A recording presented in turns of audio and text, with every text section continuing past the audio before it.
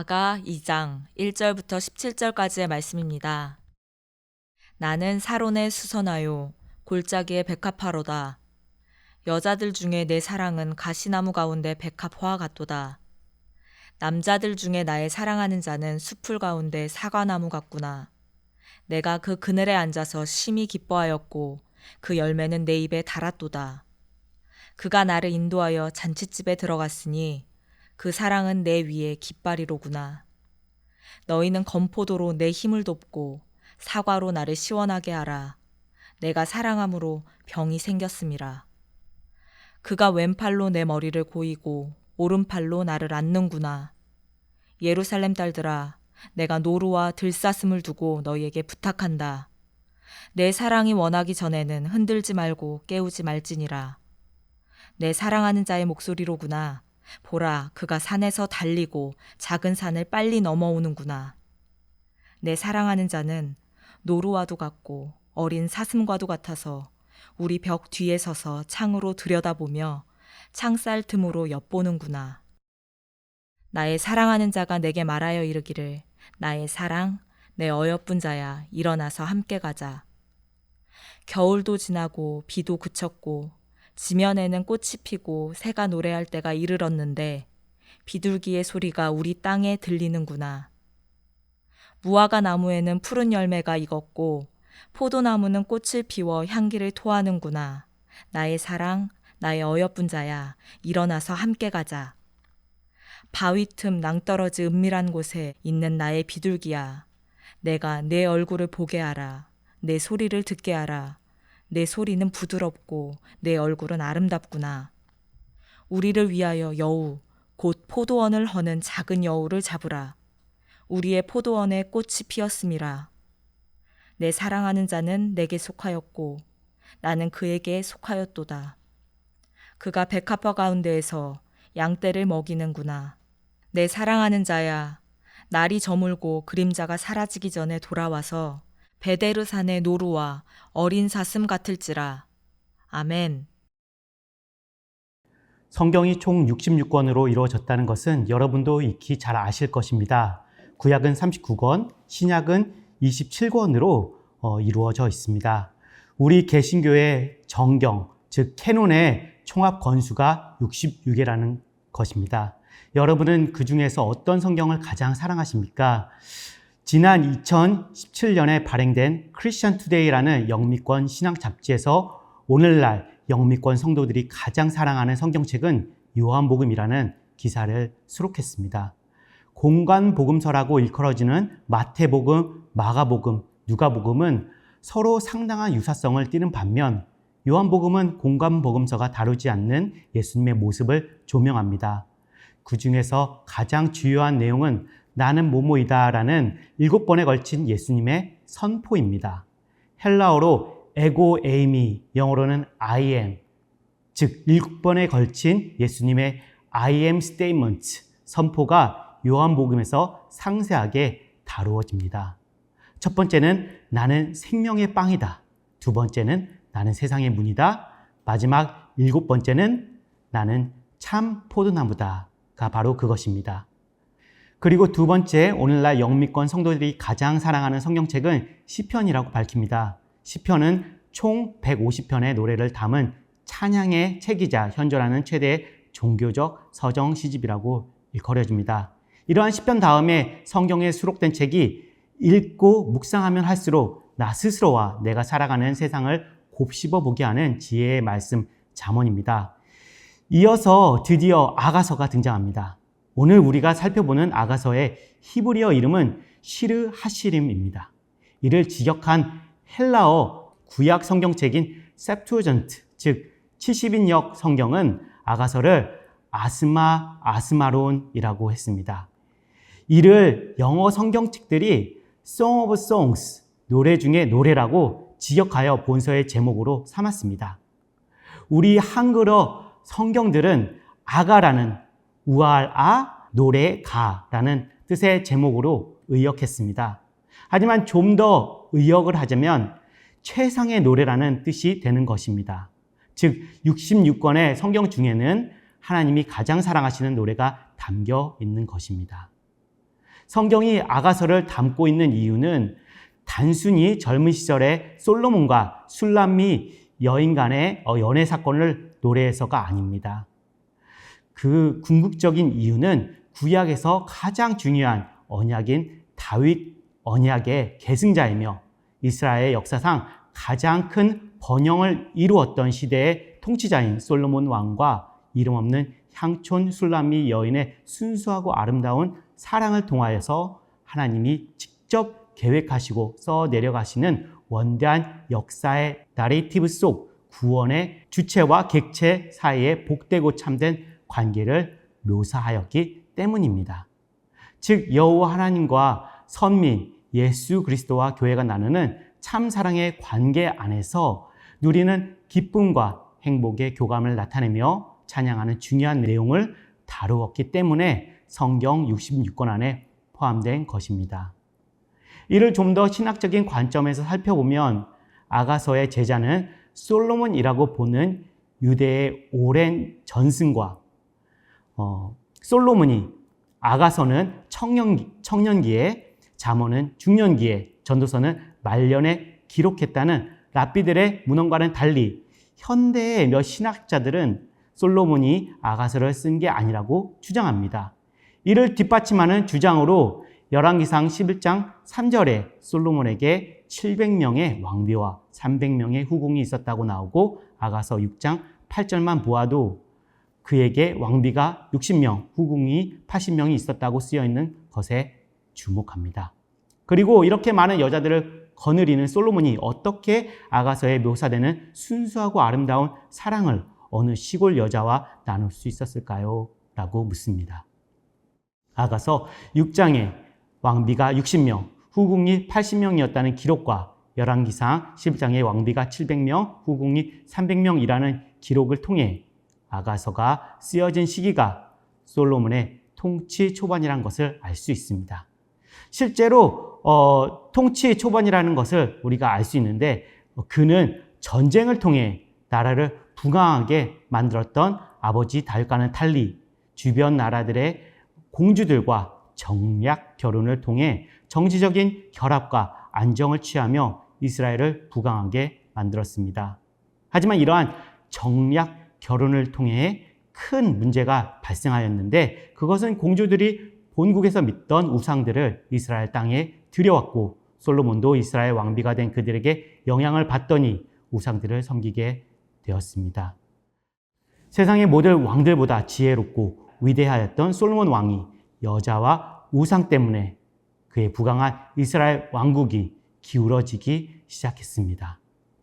그러자 솔로몬에게 누군가가 용기 있게 나서서 정치적인 목적이 아닌 남녀가 순수하고 아름다운 사랑으로 결혼을 해야 하는 것이 결혼을 만드신 하나님의 뜻이라며 충고로 호소한 것이 바로 아가서라는 것입니다.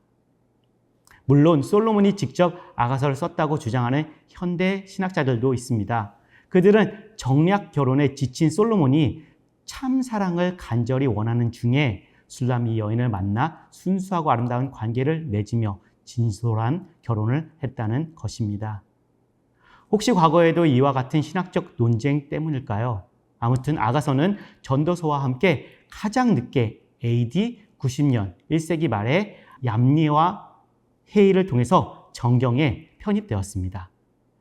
아가서가 솔로몬의 저작이며 내용 중에 나타난 남녀의 관계는 하나님과 이스라엘의 영적인 관계를 의미한다고 얌리아 회의에서 인정되었기 때문에 오늘날에도 이러한 전통적 해석이 큰 지지를 받고 있습니다.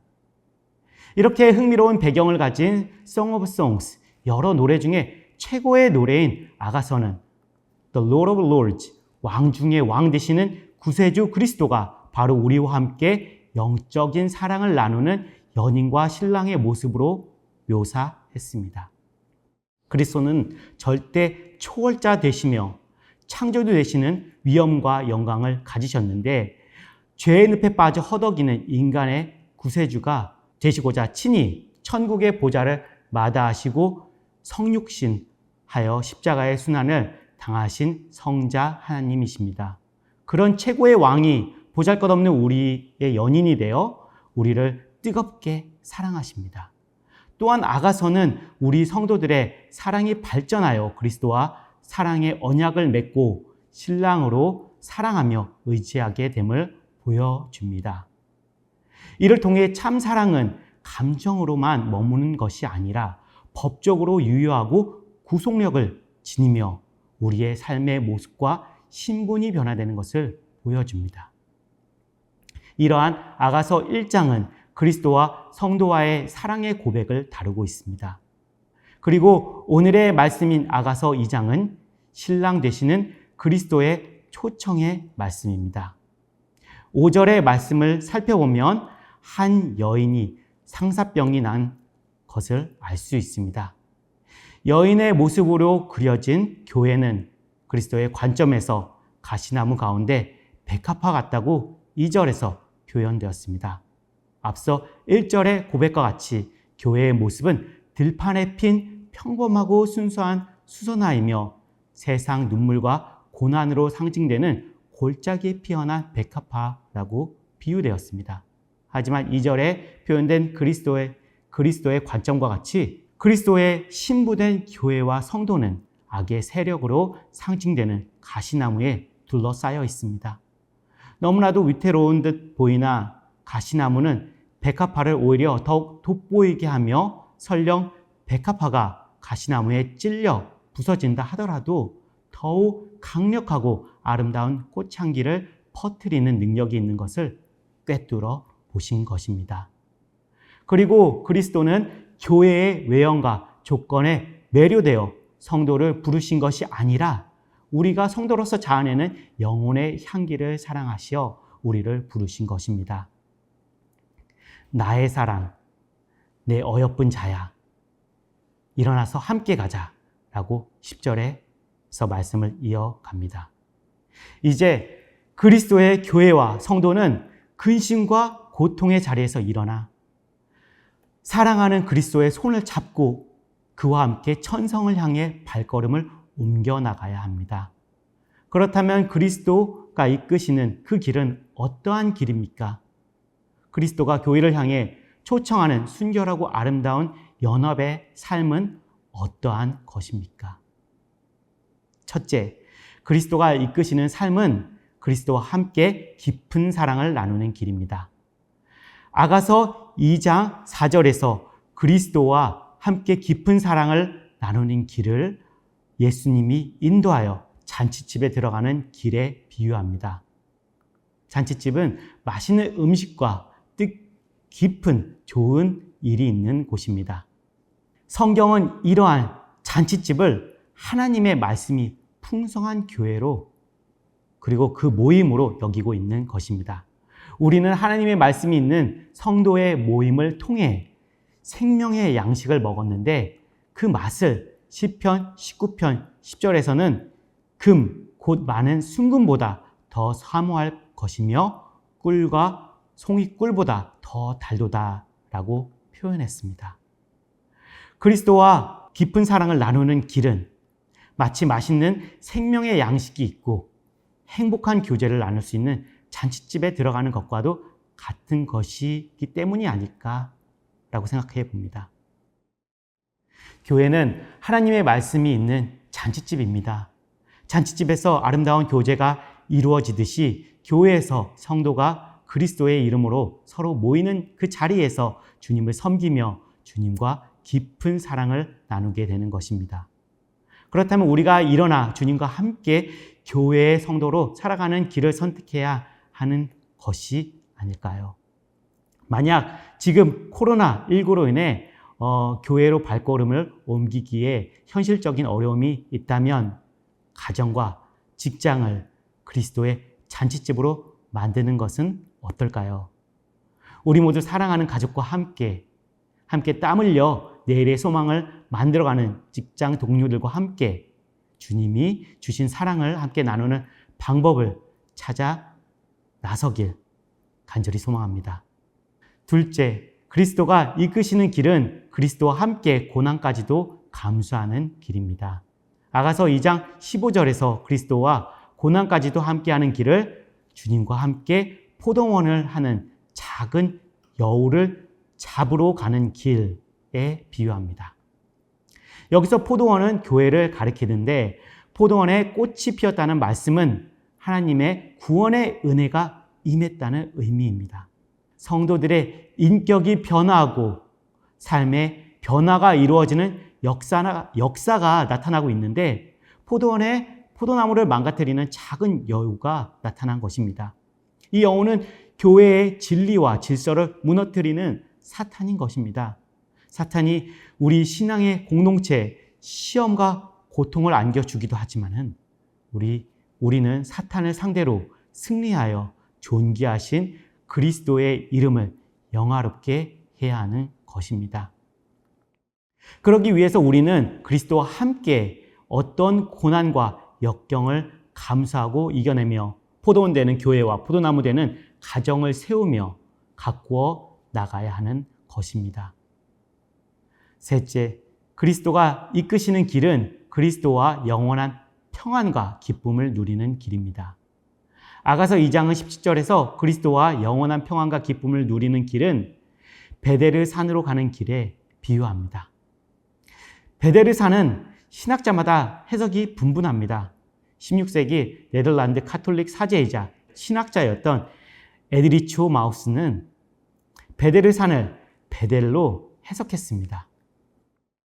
공독 번역 성경책에도 베델로 번역되어 있습니다. 베델은 하나님의 집이란 뜻이며 아브라함과 함께 가나안에 처음 도착했을 때 제단을 쌓은 곳입니다. 하나님의 집과도 같은 천국에는 영원한 평안과 기쁨이 있습니다.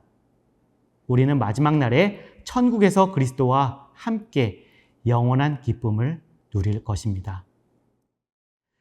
사랑하는 주님의 교회 성도 여러분, 여러분께서는 지금 어느 길에 서 계십니까?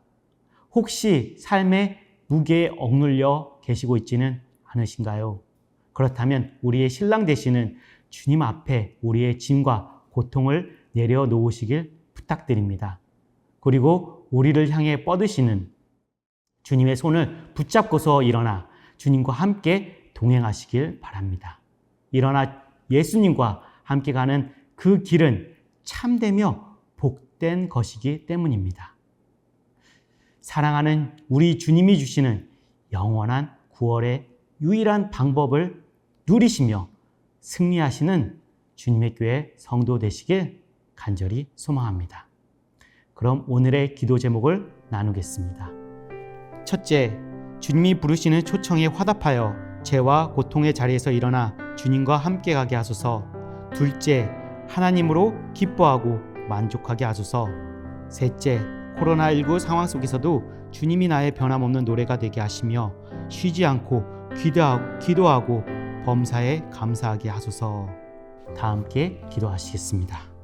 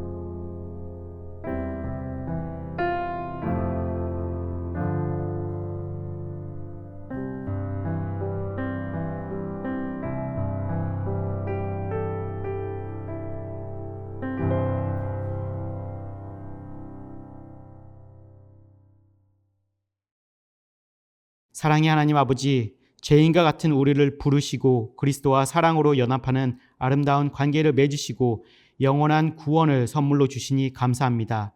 이제 주님이 부르시는 초청에 화답하여 죄와 고통의 자리에서 일어나 기쁨과 평안이 있는 주님의 품 안에 안기게 하옵소서. 이 생의 자랑과 안목의 정욕으로 헛된 인생을 살지 않도록 우리의 믿음을 지켜주시고 오직 하나님이 주시는 말씀에 순종함으로 기뻐하고 만족하는 삶을 살게 하옵소서. 지속되는 코로나19 상황 속에서도 우리의 가정과 사업, 직장을 지켜주시고 은혜를 더하여 주옵시고 이를 위해 쉬지 않고 기도하며 범사에 감사하게 하옵소서. 이 모든 말씀 주 예수 그리스도의 이름으로 기도합니다. 아멘.